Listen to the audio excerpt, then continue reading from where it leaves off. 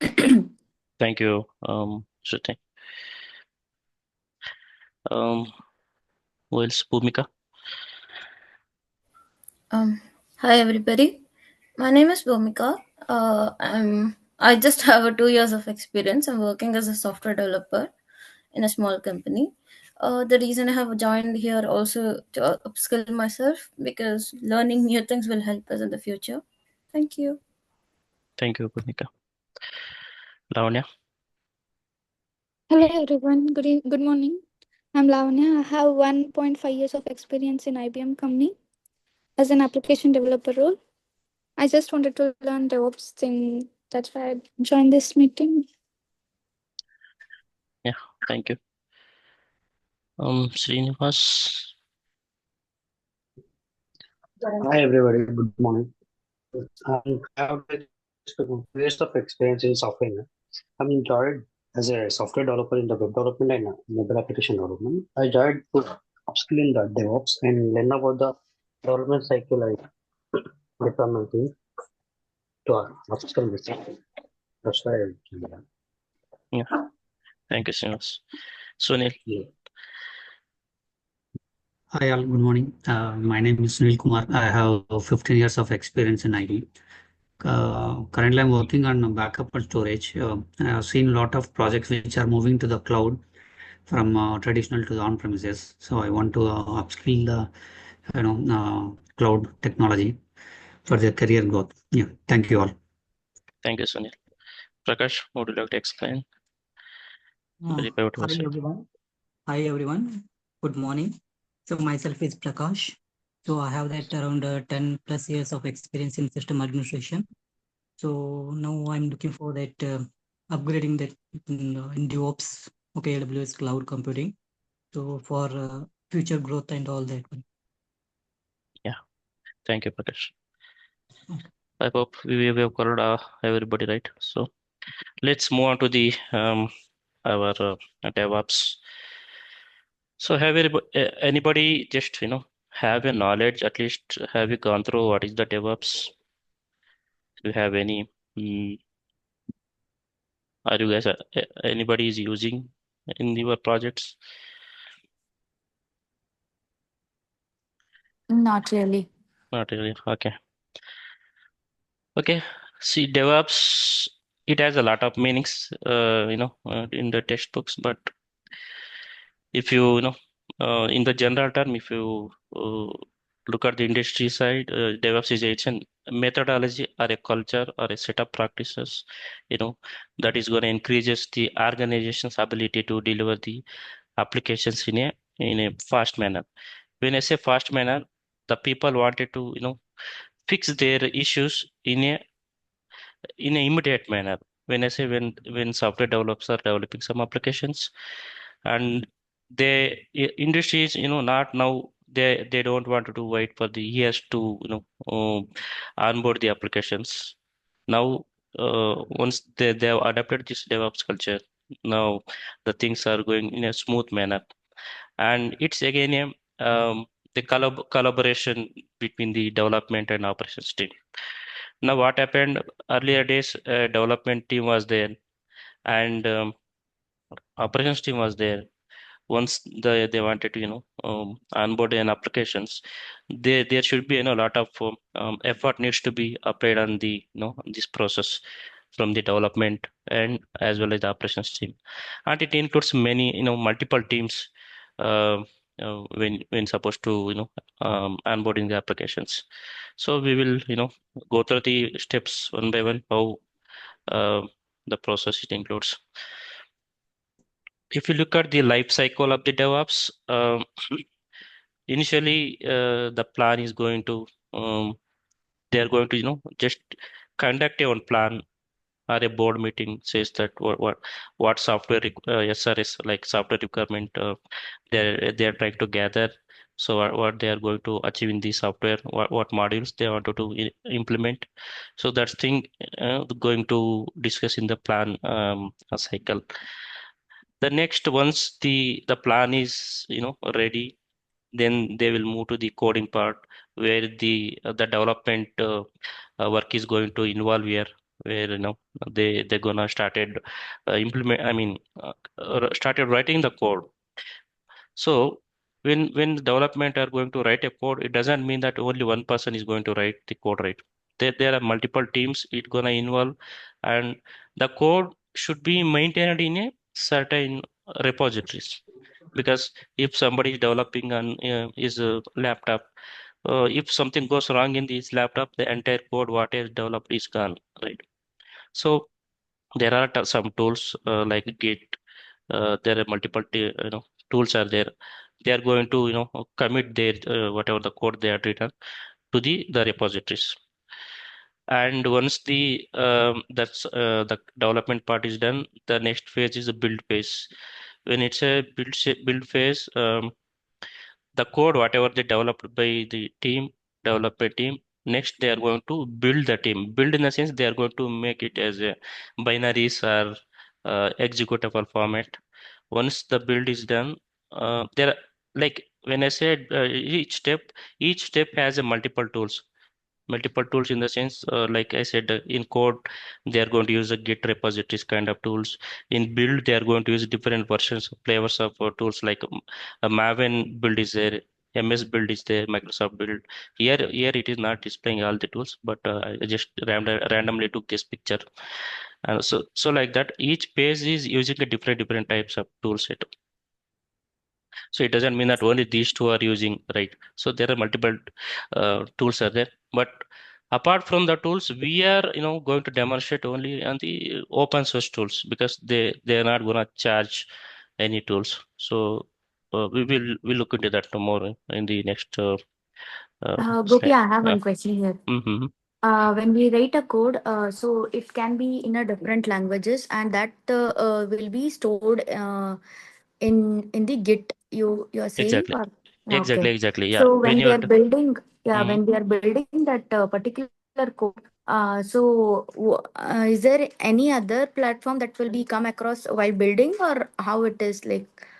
This one I didn't understand. Like after writing the code, so where we are going to build this? Yeah. So Is there any let other us take a use of Java platform? applications. Java Okay. applications. Let us take.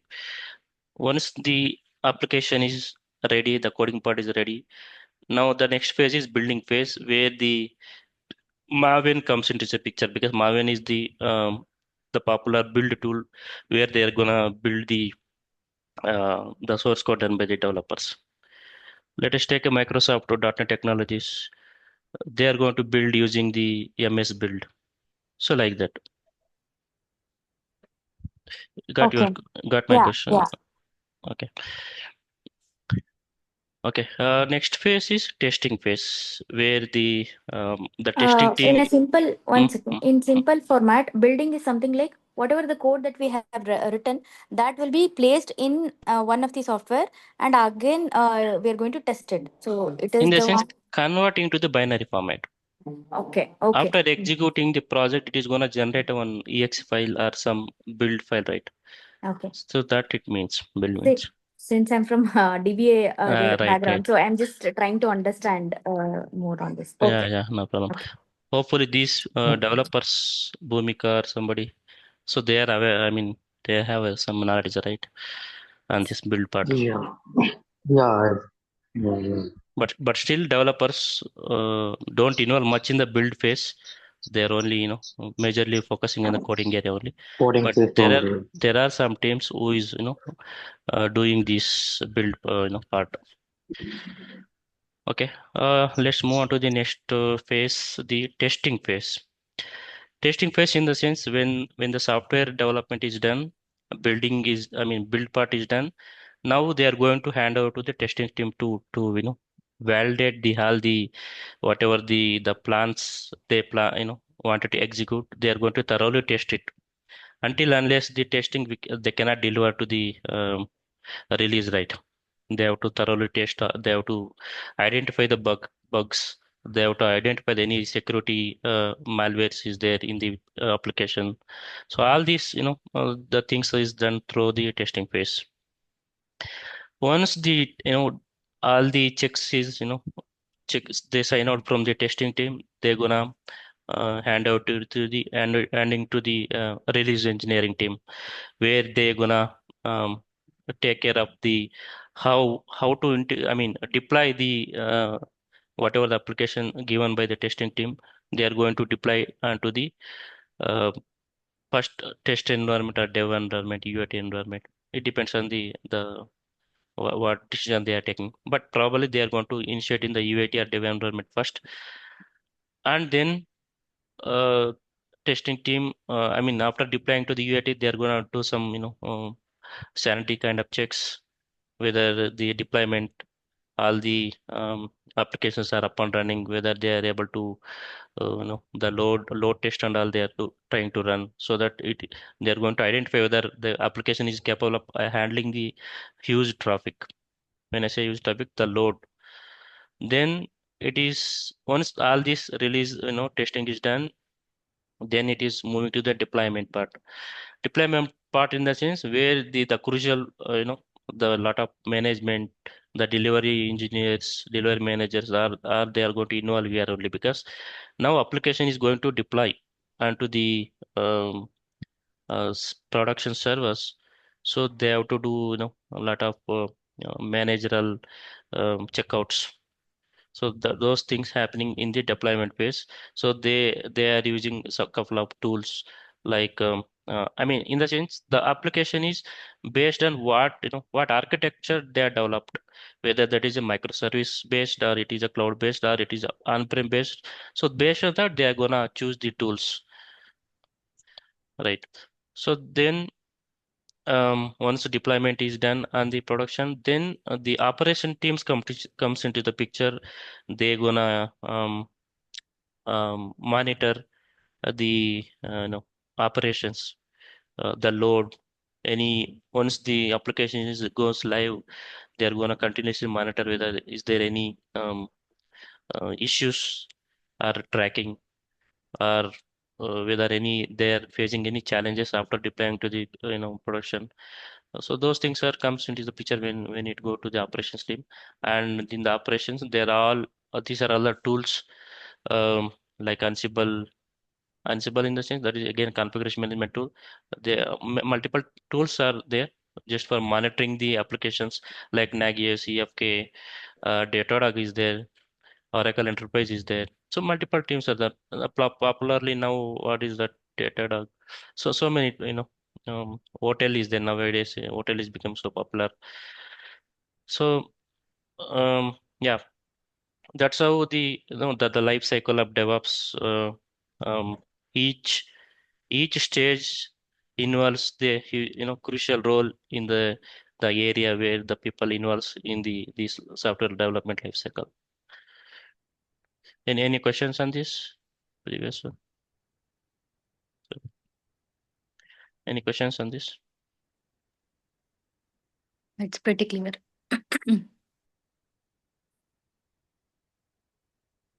So Mm, it just yes, it was. Do you have questions? no, it's clear. Okay. So whatever I had explained, no, that's what this one. Just planning.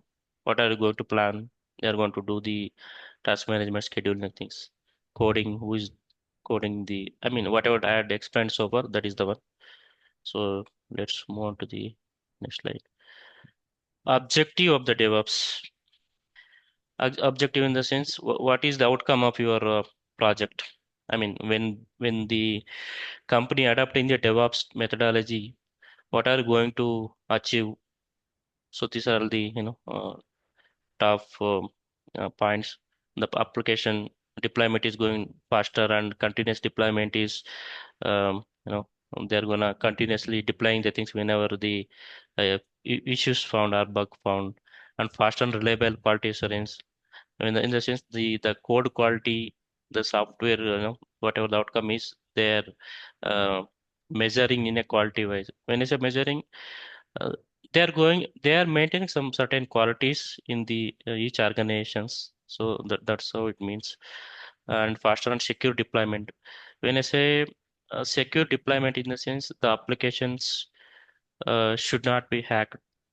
So all these security things are going to take care by the security team. There is a separate team will be there.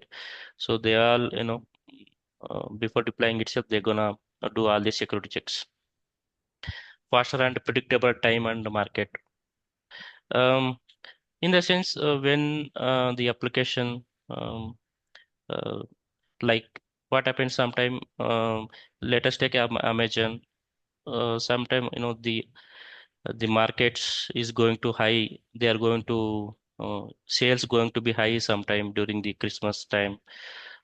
So at this time, what are the they are going to expect some um, high growth in the traffic. They are going to take a ahead in time. They are going to take the precautions like they are going to increase the number of servers. So all this comes into the picture. Uh, frequent releases in the sense if somebody is find out some issues after deploying to the production environment, you are going to you are going to fix immediately. That frequent is release happening in the DevOps methodology, because the tools are there, so you no need to waste your time on this.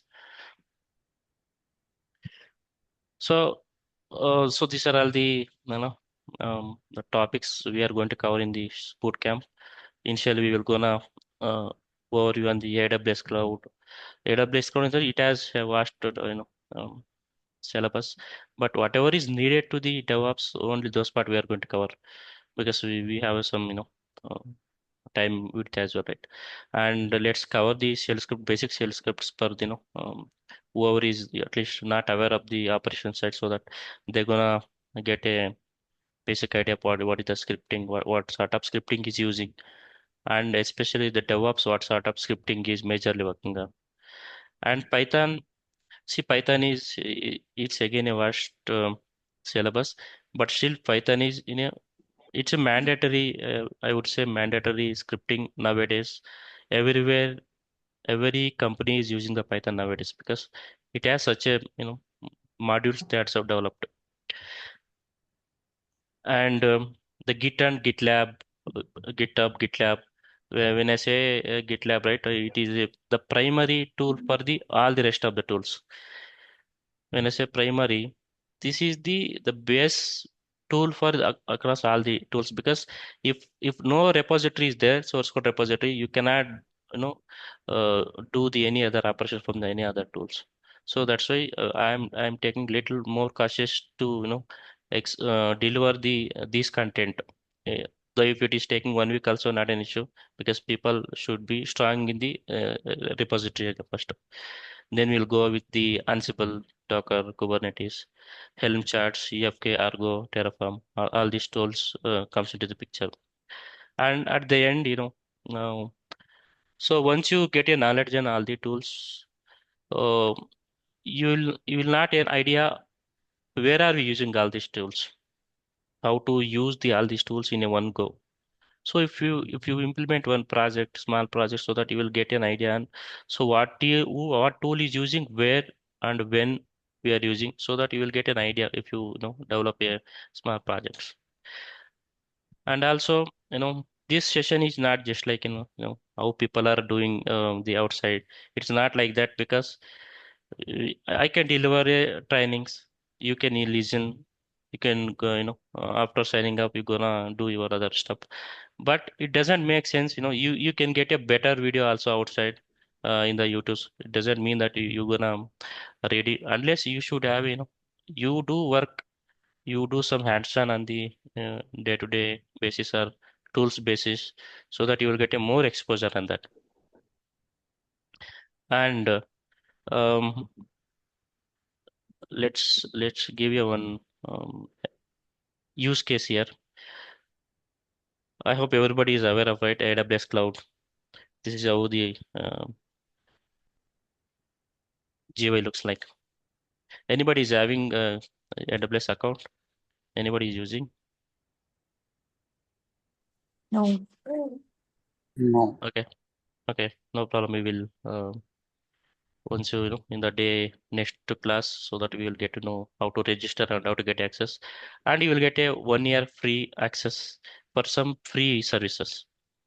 So they're not charging for any resources. So I'm just going to launch one instance so that you will get to know. One server name is demo server. I'm choosing one Amazon Linux resource only.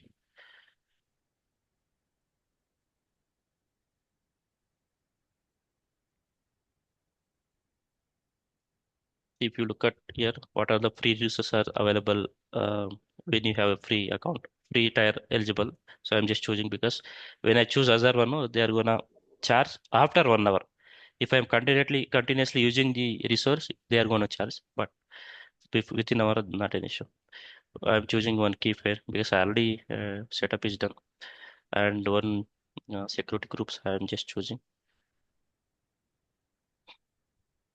Just launch instance.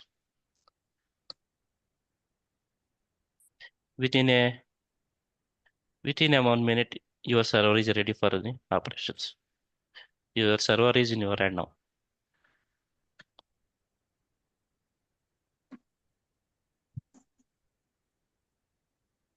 Yeah, see.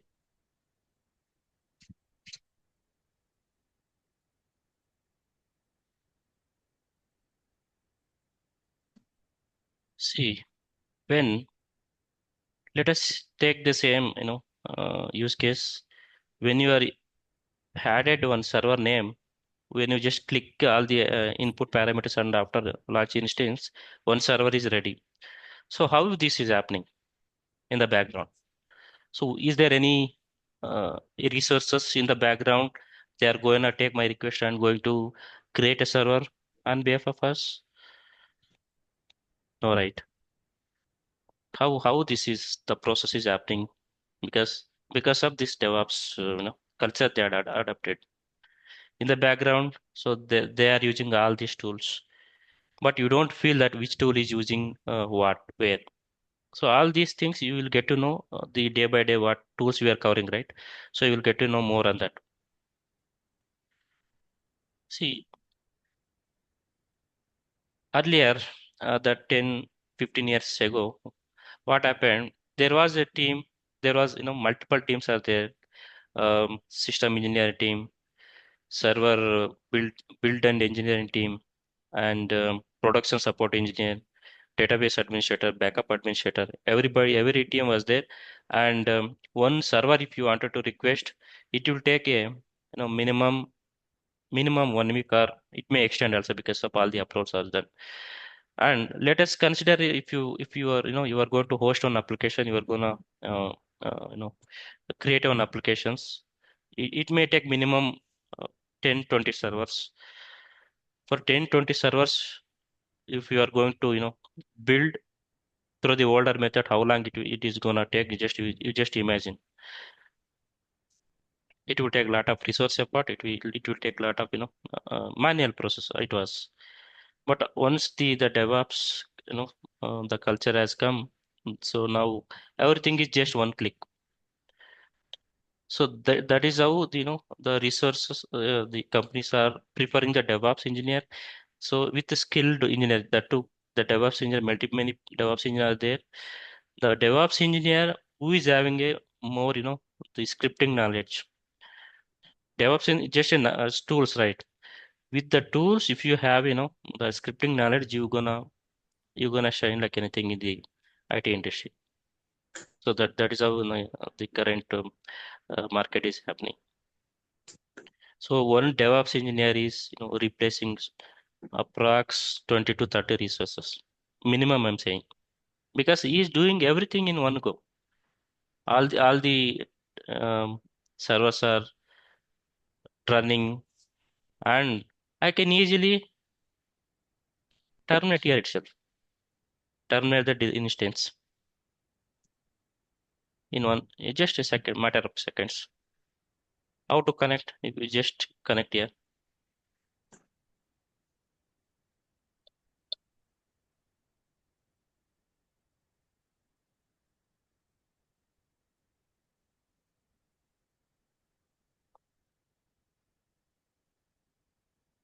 So your server is ready. You can do all your operations. So that is the reason the DevOps, why the DevOps, engineers are more essential nowadays in the current market. And some companies are already adapted. Some companies started adapting because they don't have other options. They have to migrate to the latest methodology, and because they don't want the older method. They don't want, right. They want in people, the companies, whoever is delivering in a fast paced manner. The companies, I mean the customers, they wanted to deliver their applications in a within a shortest period. So that is happening only if they adapt this culture, adapt and develops culture. Got it, no?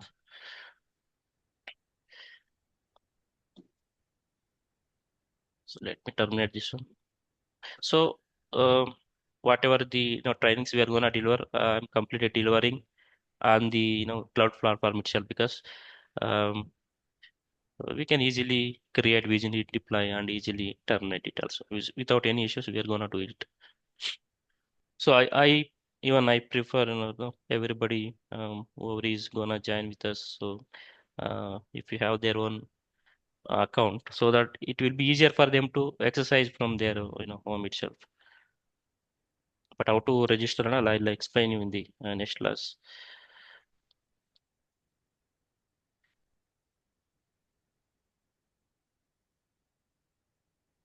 So that's all about all the tools I had explained, right? Yeah. Now questions. Any questions from anybody?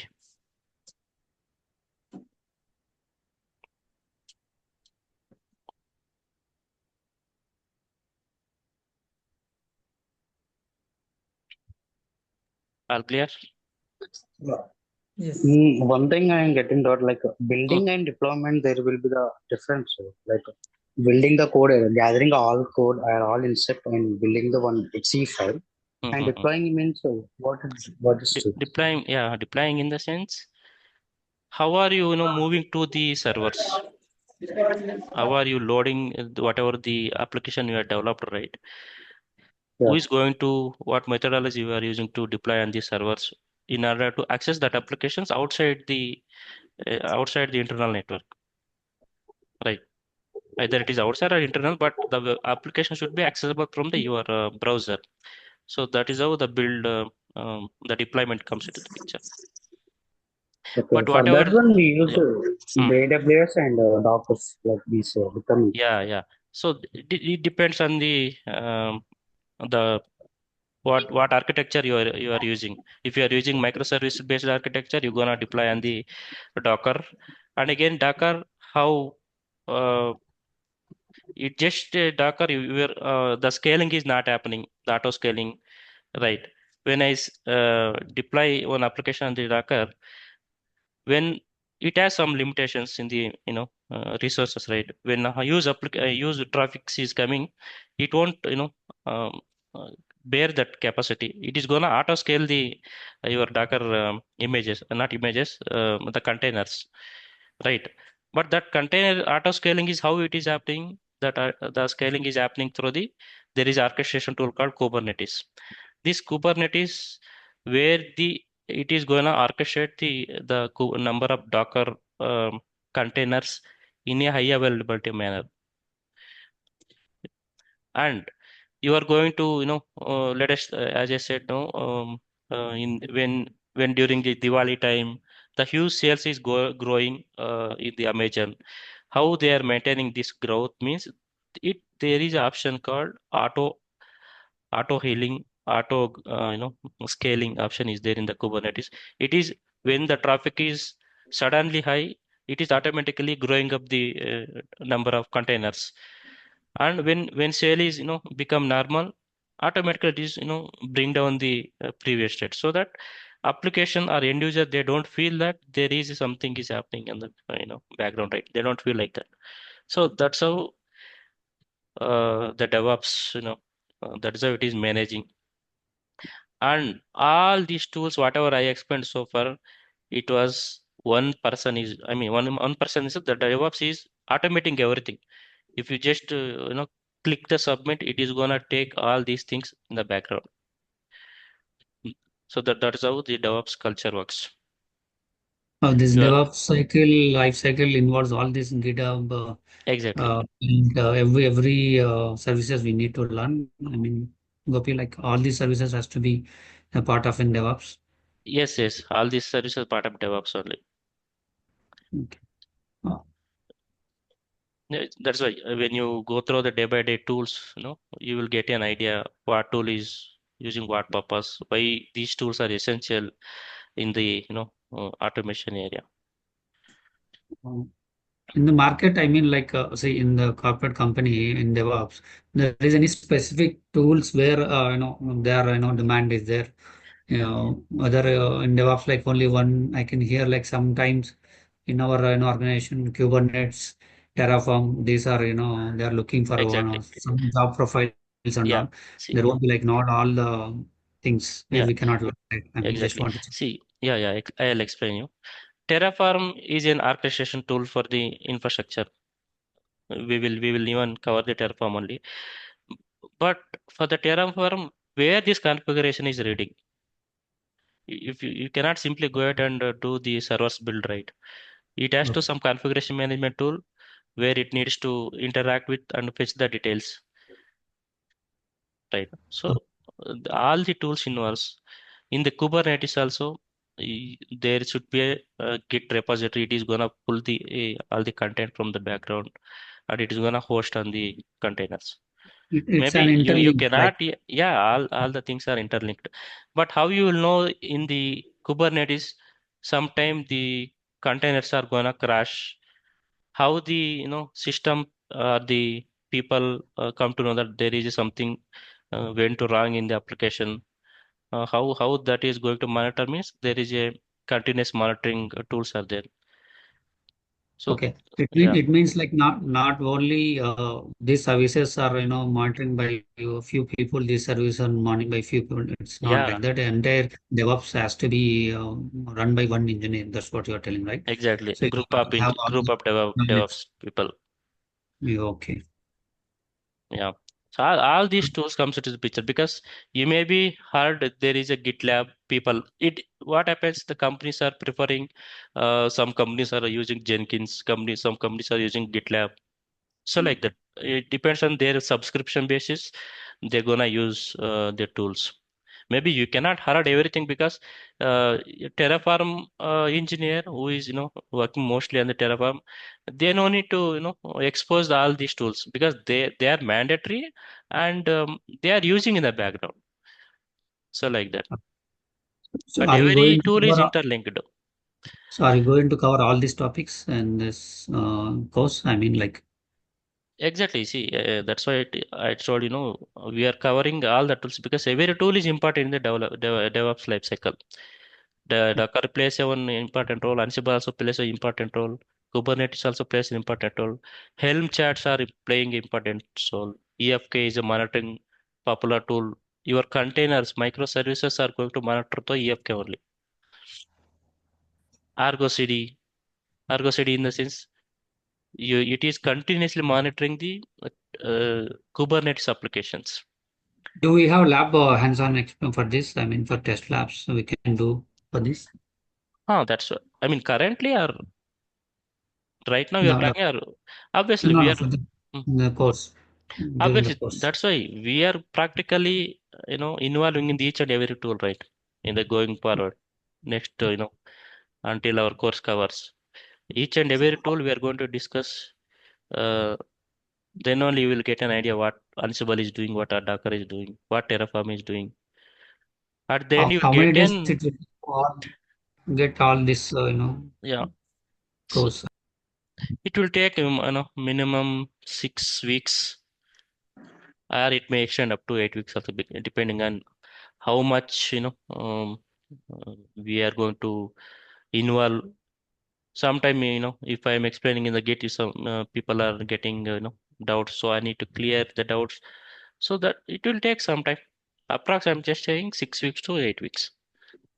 Okay.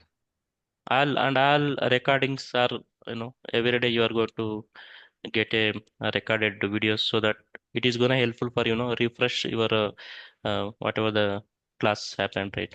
If somebody misses the class also for some reason, he has that video recording so that he can go through that. Okay. Thank you. Yeah. Anybody else? Any questions?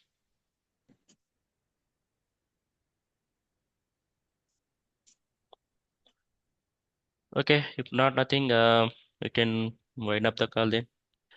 And whoever is, interested in the for further classes, you can ping me so that I'll gonna create a on Google Drive. I will, add all the your email IDs to, sharing all the videos, day-to-day videos. Sure. Okay. Sure. Thank Sure. you. Thank you, Yeah. guys. Thanks. Thank you. Bye bye. You. Thank you. Bye. Thank you. Bye. Yeah.